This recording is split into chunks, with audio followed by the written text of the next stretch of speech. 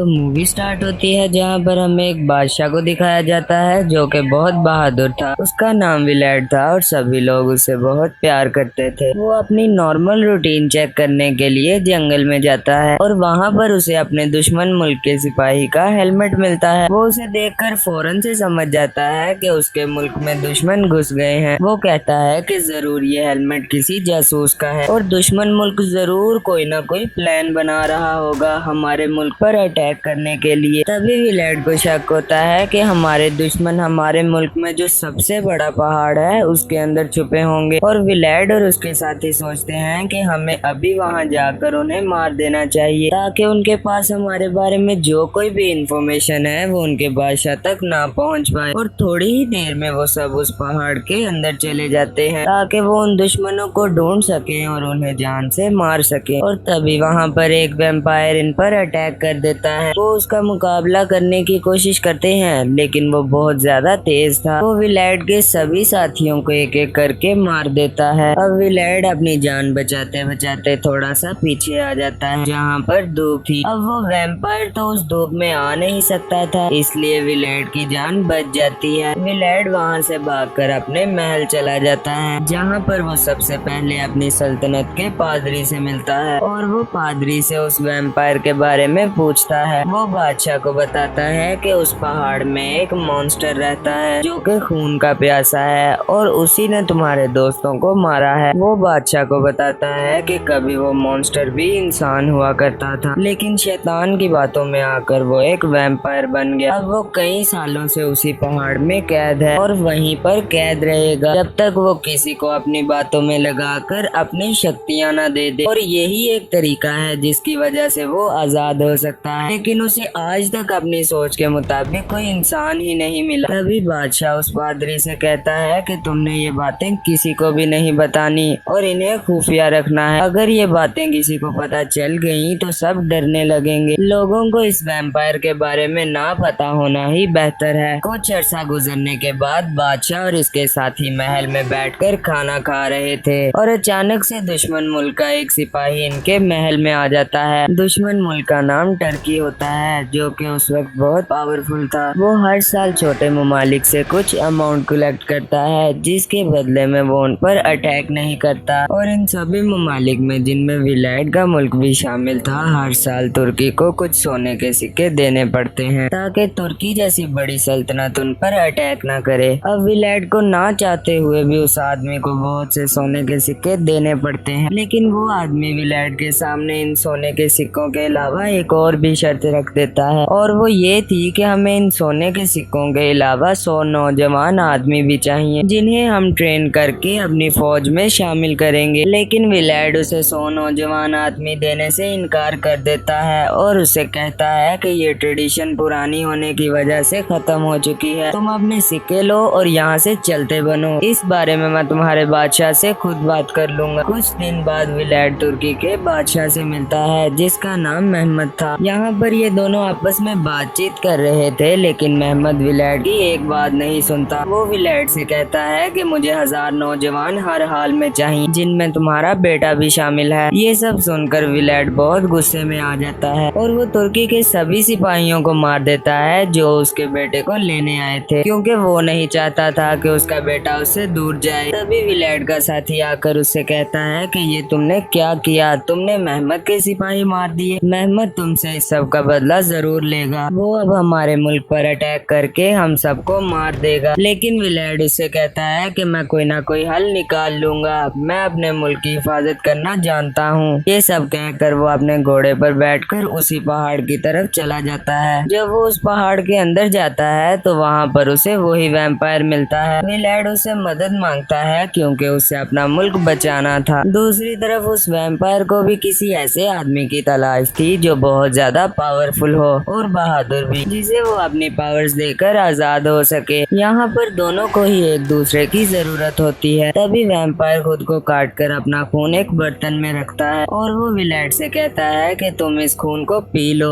जब तुम इस खून को पी लोगे तो मेरी सारी पावर्स तुम्हारे अंदर आ जाएंगी और इसके बाद तुम इतने पावरफुल हो जाओगे कि दुश्मन की बड़ी से बड़ी फौज को भी हरा पाओगे। वहाँ पर वो वैम्पायर विलायत के साथ एक डील भी करता है जिसमें वो उसे बताता बताता है कि वैम्पायर बनने के बाद अगर 3 दिनों में तुमने किसी का खून ना पिया तो तुम वापस से इंसान बन जाओगे, लेकिन अगर उन 3 दिनों में तुमने किसी का खून पी लिया तो तुम हमेशा ही वैम्पायर रहोगे और मैं यहाँ से आजाद हो जाऊंगा। विलेड अपने मुल्क को बचाने के लिए किसी भी हद तक जा सकता था, इसलिए वो वैम्पायर की डील को एक्सेप्ट कर लेता है और वो वैम्पायर का खून पी लेता है। खून पीने के बाद विलेड भी एक वैम्पायर बन जाता है और वहीं पर बेहोश होकर गिर जाता है और जब उसे होश आता है तो वो एक जंगल में था। वो महसूस करता है कि उसके अंदर बहुत सी पावर्स आ गई हैं। वो बहुत तेज भाग पा रहा था और बहुत सी चमगादड़ें उसका साथ दे रही थी, जिसकी मदद से वो किसी को भी नुकसान पहुंचा सकता था। अब वो जल्दी से अपने महल जाता है। इतने में ही तुर्की के बहुत से सिपाही उसके मुल्क पर अटैक कर देते हैं। इन सब से लड़ने के लिए विलेड अपने महल से अकेला निकलता है और वो उन सभी सोल्जर्स से लड़ने लगता है। थोड़ी ही देर में वो उन सब सोल्जर्स को मार देता है और जब विलेड अपने महल की तरफ आ रहा था तो इसके साथी उसे देखकर बहुत हैरान होते हैं। वो उससे पूछते हैं कि तुमने अकेले ही सबको कैसे मार दिया। विलेड उनसे कहता है कि इसके बारे में मुझसे कोई कुछ ना पूछे। अब तक विलेड के वैम्पायर होने का सीक्रेट किसी को नहीं पता था। थोड़ी ही देर में महमद के पास ये खबर पहुंच जाती है कि विलेड के मुल्क ने हमारे बहुत से सिपाहियों को मार दिया है। महमद कहता है कि मुझे इससे कोई फर्क नहीं पड़ता, मजीद लोगों की फौज तैयार करो और उन पर हमला करके उन्हें जड़ से ही मिटा दो। अभी वो लोग विलेड के मुल्क पर अटैक करने के बारे में सोच ही रहे थे कि विलेड उनके मरे हुए सोल्जर्स उनकी तरफ भेज देता है, जिन्हें देखकर महमद को बहुत ज्यादा गुस्सा आता है और वो फौरन से ऑर्डर देता है कि जल्द से जल्द विलेड के मुल्क की तरफ मार्च किया जाए। दूसरी तरफ विलेड की बीवी को उसके वैम्पायर होने का पता चल जाता है। वो अपनी बीवी से रिलैक्स करने को कहता है। वो कहता है कि हमें सिर्फ 2 दिन इंतजार करना है, इसके बाद मैं इस कर्ज से आजाद हो जाऊंगा। बस मुझे किसी इंसान का खून नहीं पीना। वो अपनी फैमिली और साथियों को सेव रखने के लिए उन्हें करीबी एक चर्च में भेज देता है। वो उन सब से कहता है कि तुम लोग जाओ, मैं तुम्हें रात को ज्वाइन कर लूंगा। वो उनके साथ इसीलिए नहीं जाता क्योंकि अभी दिन का टाइम था और दिन के टाइम वैम्पायर्स बाहर नहीं निकलते। अब विलेड की फैमिली और साथी चर्च की तरफ जा ही रहे थे कि रास्ते में तुर्की के लोग उन पर अटैक कर देते हैं, जिसकी वजह से बहुत से लोग मारे जाते हैं। लेकिन इतनी ही देर में वहाँ पर विलेड पहुँच जाता है और वो सबको एक एक करके मारने लगता है। अब बचे कुछ तुर्की के लोग महमद के पास पहुँच जाते हैं और ये खबर आग की तरह फैलती है कि विलेड एक मॉन्स्टर है और उसे बिल्कुल भी हराया नहीं जा सकता। ये सब सुनकर तुर्की की आर्मी में एक डर बैठ जाता है, जिसकी वजह से वो विलेड का मुकाबला नहीं करना चाहते थे। लेकिन महमद जानता था कि अगर उसकी आर्मी के दिल में कोई भी डर बैठ गया तो वो जंग नहीं जीत पाएंगे और वो अपनी पूरी आर्मी की आंखों पर पट्टियां बांधकर उन्हें जंग के लिए भेज देता है। दूसरी तरफ चर्च में पादरी को विलेड का सीक्रेट पता चल जाता है और आहिस्ता आहिस्ता उसके अपने लोगों को भी ये पता चल जाता है कि विलेड एक वैम्पायर है, जिसकी वजह से वो विलेड को एक बंद कमरे में भेजकर वहाँ पर आग लगा देते हैं। लेकिन वैम्पायर होने की वजह से आग विलेड पर असर नहीं करती और वो अपने जख्मों को हील करके वहाँ से बाहर आ जाता है और वो अपने लोगों पर ही गुस्सा होने लगता है। वो उनसे कहता है कि मैंने तुम्हारे लिए ही इस लाइफ को चुना था, मैं सिर्फ और सिर्फ तुम्हारे लिए ही वैम्पायर बना था, जिसकी वजह से मुझे अपनी फैमिली तक को भी छोड़ना पड़ा और तुम सब मेरे साथ ये सलूक कर रहे हो। ये सब देख विलेड की वाइफ उसके पास आकर उसका गुस्सा ठंडा करती है और उससे कहती है कि सब कुछ ठीक हो जाएगा। लेकिन इतने में ही बहुत देर हो जाती है और तुर्की के सोल्जर्स विलेड के मुल्क में दाखिल हो जाते हैं और महमद के सोल्जर्स विलेड के कैसल के पास आकर खड़े हो जाते हैं। विलेड ये जानता था कि उसके पास इतने सिपाही नहीं है कि वो इतनी बड़ी फौज का मुकाबला कर सके।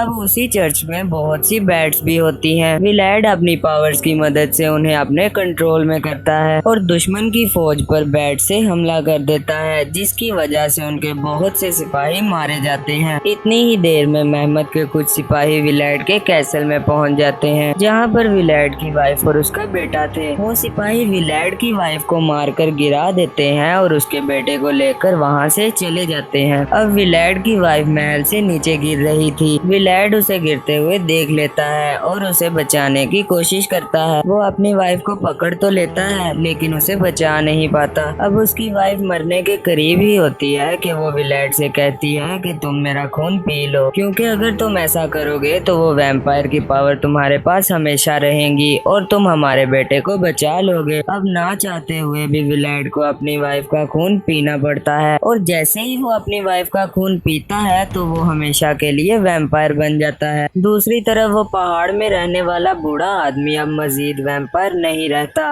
क्योंकि यही डील थी। अब विलेड अपने साथियों के पास आकर उन्हें भी अपना खून पिला देता है ताकि वो भी पावरफुल हो जाए और मेहमद की आर्मी का मुकाबला कर पाए, और वो सभी मिलकर मेहमद की आर्मी पर अटैक कर देते हैं। तभी विलेड अपनी पावर्स यूज करता है ताकि सूरज की रोशनी को छुपाया जा सके। वो अपने बैट्स और बादलों की मदद से दिन में भी रात जैसा एनवायरनमेंट पैदा कर देता है। दूसरी तरफ विलेड के सभी साथी मेहमद की आर्मी को मार रहे थे और अब फाइनली विलेड और मेहमद आमने सामने आ जाते हैं। अब चूंकि मेहमद को पता था कि विलेड एक वैम्पायर है तो वो अपने खेमे में बहुत से चांदी के सिक्के रखता है, क्योंकि चांदी के सिक्कों की बहुत ज्यादा रोशनी होती है और वैम्पायर्स भी चांदी से दूर भागते हैं, इसलिए विलेड की पावर्स वहाँ पर कम हो जाती हैं। लेकिन विलेड फिर भी उसका मुकाबला करता है और फाइनली उसे मार देता है। इस सब के बाद वो अपने बेटे को रिहा करवा कर बाहर ले आता है। वो अपने साथियों से पूछता है कि कितने लोग बाकी रह गए हैं। वो विलेड से कहते हैं कि कोई भी नहीं बचा सिवाय तुम्हारे बेटे के। यानी अब वो सब लोग विलेड के बेटे का भी खून पीना चाहते थे, और जैसे ही विलेड का साथी उसके बेटे के पास आता है तो वो अपने साथी को नेज़े पर चढ़ा देता है, जिसकी वजह से उसकी मौत हो जाती है। अब वहाँ पर खड़े सभी वैम्पायर्स ये देखकर विलेड से डरने लगते हैं। इतने में ही वहाँ पर एक पादरी आ जाता है और विलेड अपने बेटे को उस पादरी के हवाले कर देता है ताकि उसका बेटा सेफ रह सके। अब ये दिन का वक्त था, लेकिन विलेड ने अपनी पावर्स का यूज करके इसे रात का वक्त किया था। लेकिन विलेड अपनी पावर्स का दोबारा से इस्तेमाल करके उन बादलों को हटा देता है, जिसकी वजह से सूरज की रोशनी जमीन पर आने लगती है और सभी वैम्पायर्स एक एक करके मर जाते हैं। अब आखिर में विलेड भी सूरज की रोशनी की वजह से मर जाता है। अब उसके बेटे को ट्रांसिल्वेनिया का यानी उस किंगडम का राजा बनाया जाता है और आखिर में हम देखते हैं कि वो प्रीस्ट विलेड के पास आकर उसे अपना खून पिलाता है, जिसकी वजह से विलेड को होश आ जाता है और यहीं पर ये मूवी एंड हो जाती है।